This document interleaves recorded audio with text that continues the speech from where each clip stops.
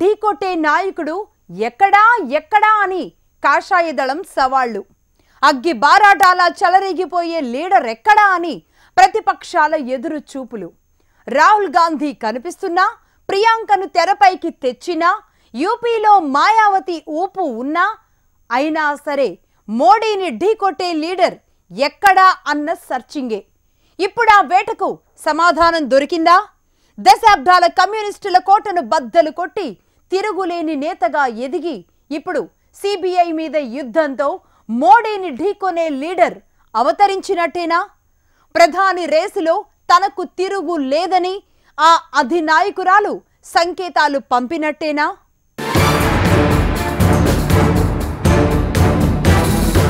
నరేంద్ర మోడీ విపక్షాలను చెడుగుడు ఆడటంలో దిట్ట.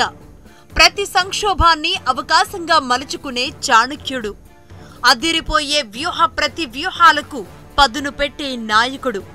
2014 ఎన్నికల్లో చాయ్ పే చర్చ, గుజరాత్ మోడల్, నిప్పుల్లాంటి మాటలతో చెలరేగి గెలిచిన నాయకుడు.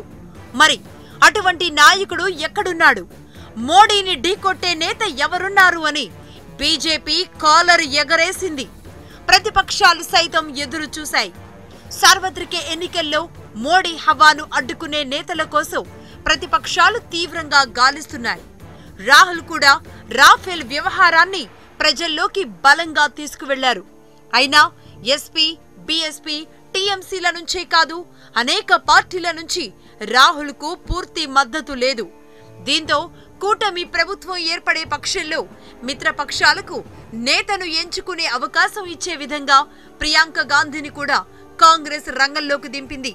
దీంతో కాంగ్రెస్ ప్రచారానికి భారీ ఆకర్షణ వచ్చినట్లయింది. అయితే పశ్చిమ బెంగాల్ తాజా యుద్ధం తిరుగులేని నేతగా మరొకరిని తెరపైకి తెస్తోంది.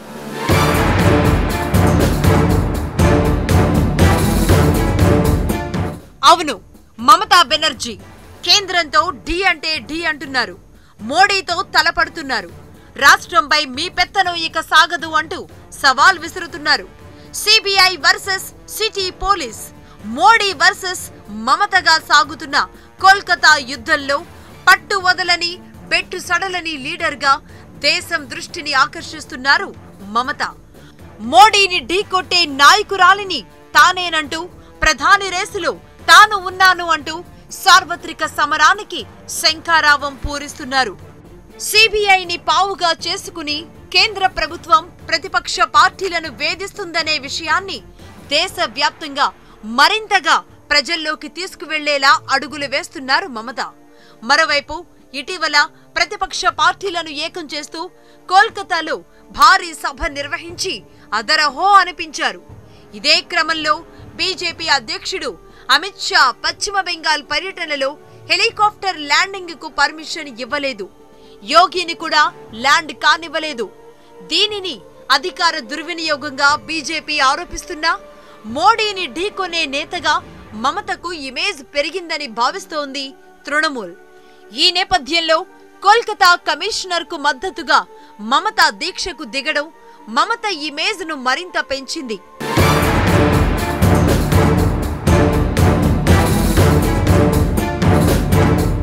ఒకవైపు మమతా సర్కారుపై అవినీతి ఆరోపణలు చేస్తూ పశ్చిమ బెంగాల్లో పాగా వేయాలని బీజేపీ సకల అస్త్రాలను ప్రయోగిస్తోంది.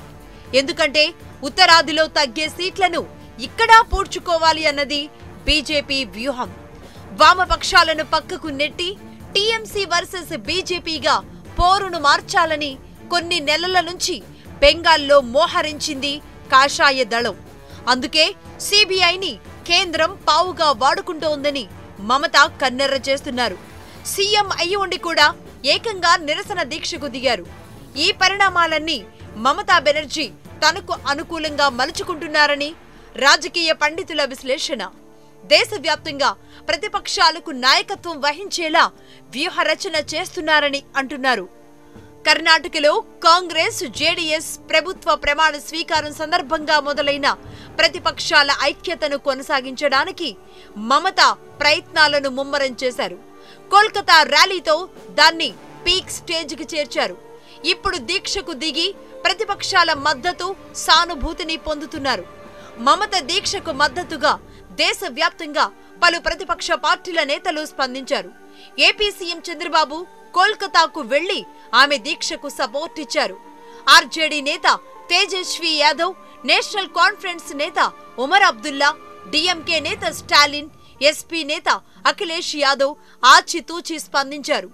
వీరంతా సిబిఐని వినియోగించిన సమయాన్ని, తీరుని తప్పుపట్టారు. కానీ శారదా చిట్ ఫండ్ స్కామ్ ను మాత్రం సమర్థించలేదు.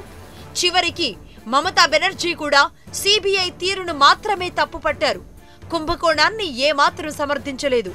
ఆధారాల కోసం సిబిఐ ఏళ్ల కొద్దీ ఉత్తరాలు రాస్తూ కాలక్షేపం చేసి ఎన్నికలకు కొన్ని నెలల ముందే దర్యాప్తును వేగవంతం చేయడం ఏమిటన్నది వీరి వాదన. ఇటీవల ఎస్పీ, బీఎస్పీ నేతలపై దర్యాప్తులను అకస్మాత్తుగా సిబిఐ వేగవంతం చేయడాన్ని కూడా ప్రస్తావిస్తున్నారు నేతలు. బీజేపీయేతర పక్షాల నాయకుల్లో ప్రతి ఒక్కరికి ప్రధాని పదవిపైనే ఆశ. ఎవరికి వారే ఉద్దండ నాయకులు. ప్రతిపక్ష శిబిరంలో ప్రధానమంత్రి అభ్యర్థి ఎవరూ లేరని, అసలు మోడీని ఢీకొట్టగల నాయకులు లేరని బీజేపీ పదే పదే వ్యంగ్యాస్త్రాలు సంధిస్తోంది. దీంతో ఎవరికి వారు చరిష్మా లీడర్లుగా ప్రూవ్ చేసుకునేందుకు ప్రయత్నిస్తున్నారు. ఆ క్రమంలో మమతకు సిబిఐ రైడ్స్ అందివచ్చిన అస్త్రమైంది. మోడీని ఢీకొట్టే నాయకురాలిగా మమతా బెనర్జీకి మద్దతు పెరుగుతోంది. బీఎస్పీ అధినేత్రి మాయావతి మాత్రం ప్రధాని రేసులో ఇంకా ముందు వరుసలోకి రాలేదనే చెప్పాలి. కేవలం అఖిలేష్ యాదవ్ మాత్రమే ఆమెను పరోక్షంగా ప్రధాని అభ్యర్థి అని చెప్పారు. కాకపోతే ఉత్తరప్రదేశ్లో ఎస్పీ, బీఎస్పీ కూటమి గణనీయంగా సీట్లను సాధిస్తే ఎన్నికల తర్వాత రాజకీయ సమీకరణాల్లో మాయావతి అనూహ్యంగా ముందుకొచ్చే అవకాశాలున్నాయి.